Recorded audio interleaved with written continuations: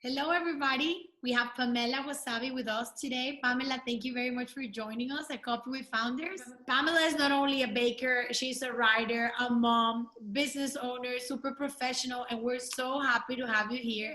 Pamela Wasabi started a healthy bakery.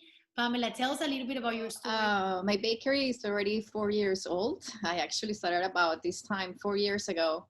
And to be honest, I didn't know I was creating a bakery. I was working as a private chef, meal prepping for different clients.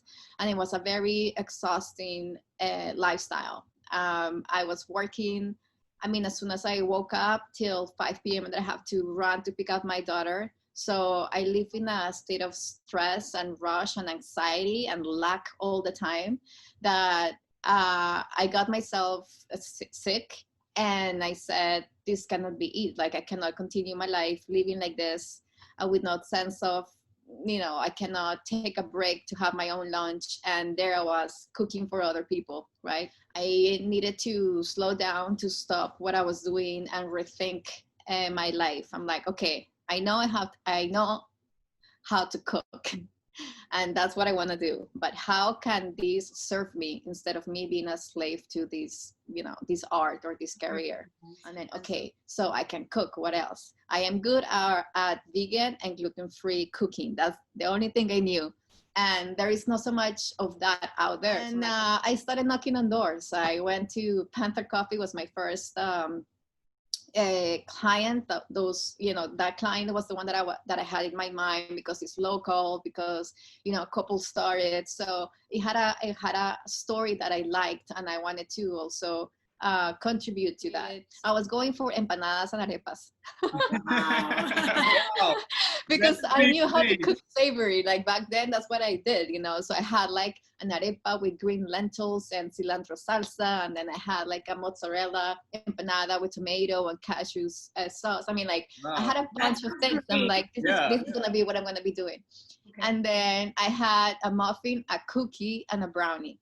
And I sent them the list. I created my little menu on my computer with the pricing, and then I sent it to them, and they loved the cookie. And so I'm like, okay, so I'm gonna start making this cookie. And I started out of my house, this same apartment, my little kitchen in the back of my library. Wow. I could only fit 18 cookies per tray, and I could only fit 2 trays in my oven here.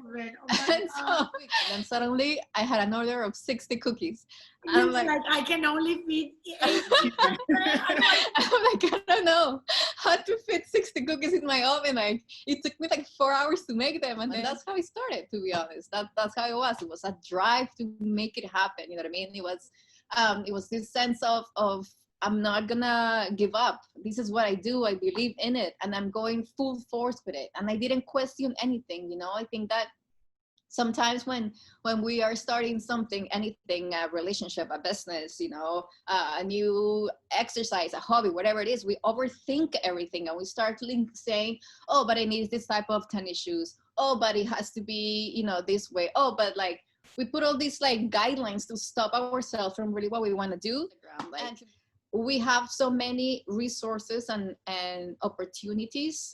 Everything's out there. So it's about, do I believe that I can do it, or do I really want to make it happen, right? Like, if you believe you can, you will. Because like you said, we are scared of the unknown, and really wherever you're doing in your life that is going to be or have a big impact in your life, you got to face the unknown. And so it's all about go and get it and see what happens. What's the worst that could happen? So I'm a very aggressive person when it comes to business, right? And I think my business shows that. It's a reflection of who I am. And maybe I can touch upon, regarding that, like, my business is a celebration of my life. Okay. So I don't follow the protocol. I don't follow, the trend. I don't follow like the business competition, or the statistic, or what people want. No.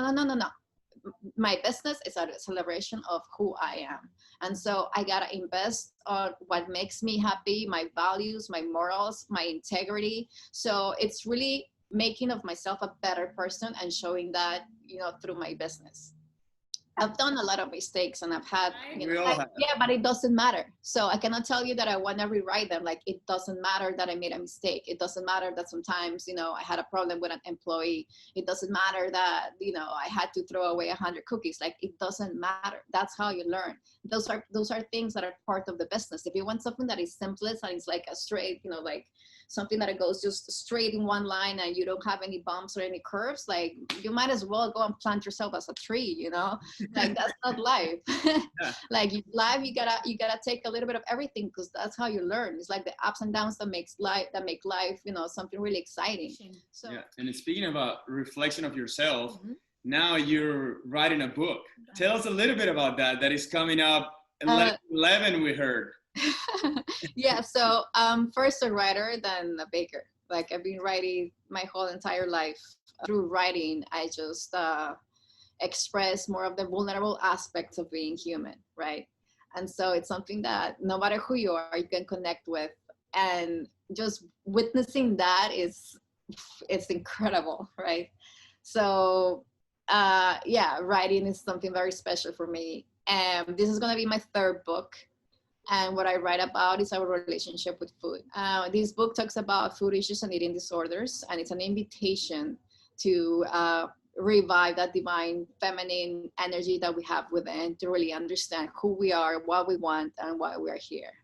Beyond food is about respecting who you are, respecting yourself, respecting life. That's the bottom line of everything that I do. I am currently looking to find my own location, a place where people can actually come and visit. Some clients do, they come to my kitchen in Hialeah and they purchase their pie, and I appreciate their drive. But I want to step it up with my brand and offer that experience. Happy to have you here. Thank you very much, Pamela, for your time, for sharing your story. Thank you very much for being here today. Thank you, guys. Thank you. Thank you. We'll see you all next week. Yeah.